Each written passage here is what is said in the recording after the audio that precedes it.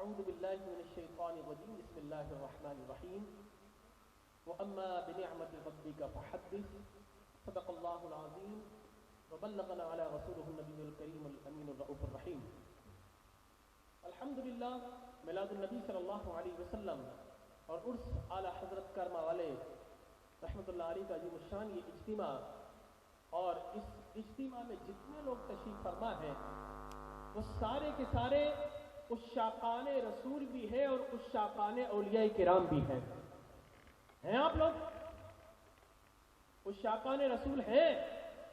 ہاتھ کھڑا کیجئے. اور نبی کا عاشق ہو اور نبی کا نام سن کر اس کی زبان پر سبحان اللہ کا ذکر نہ آئے یہ کس طرح ممکن ہے؟ یاد رکھیے کہ رسول کا غلام ہوتا ہے وہ گونگا نہیں ہوتا. رسول کے غلام کو اللہ تبارک و تعالی نے بولنے کی طاقت عطا فرمائی ہے. اس لیے میں کہا کرتا ہوں جب بھی ایسے اجتماعات ہو تو آپ کے چہروں پر خوشیوں کا نکھار ہونا چاہیے. آپ کے رخساروں پر موسم بہار ہونا چاہیے. آپ کی نگاہوں میں گنبد خضرا کے انوار ہونا چاہیے اور آپ کی زبانوں پر سبحان اللہ کا ذکر و اذکار ہونا چاہیے. آواز اب بھی کم آئی ہے. سبحان اللہ کی آواز بلند ہونا چاہیے. بلند آواز سے تمام حضرات تمام بیلی کہہ دیجئے سبحان اللہ. یہ پنڈال تو گونجنا چاہیے نا بلکہ جی ٹی روڈ تک بائی پاس کے باہر بھی آپ کی آواز جانا چاہیے تاکہ جتنے بھی ارد گرد کے شیاطین ہیں اور جتنے بھی گستاخان رسول ہیں وہ بھی سن لیں اور اس کے ساتھ ساتھ وہ لوگ جو ان اجتماعات میں کچھ شرارت کرنا چاہتے ہیں وہ بھی سن لیں کہ یہ رسول اللہ کے دیوانوں کا اور کرما والے کے غلاموں کا اجتماع ہے. الحمدللہ یہ کیفیت جاری ساری رہنا چاہیے.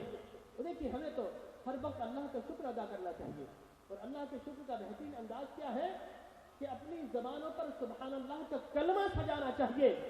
اس لیے کہ دوستو بیلیوں اللہ تبارک و تعالی کی کائنات میں انواع و اقسام کی مخلوقات ہیں.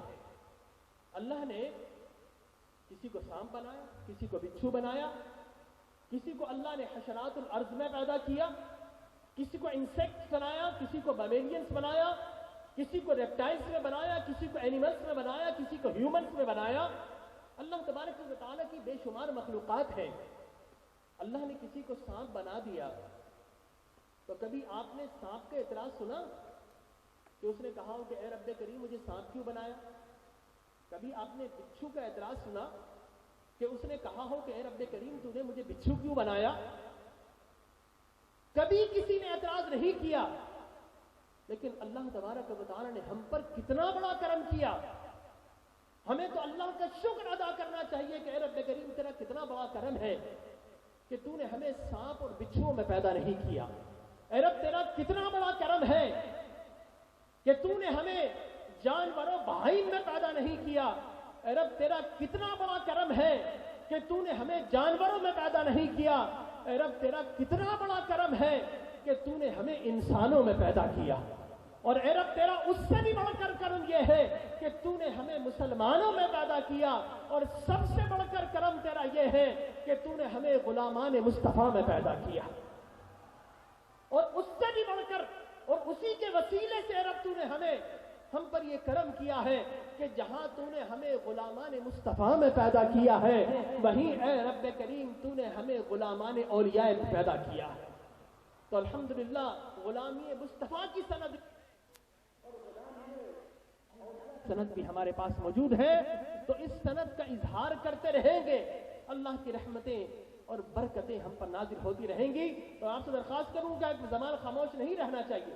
کوئی نعت خواں آئے, کوئی مقرر آئے تو آپ نے سبحان اللہ کہہ کر اور نعروں کے ساتھ اپنی زندگی کا بھی ثبوت دینا ہے اور عشق کی جو لذت و حلاوت آپ محسوس کر رہے ہیں اس کا بھی ثبوت دینا ہے. اور یہ دربار سے جو آپ کی نسبت ہے کرما والا شریف سے اس نسبت کا بھی اظہار کرتے رہنا ہے.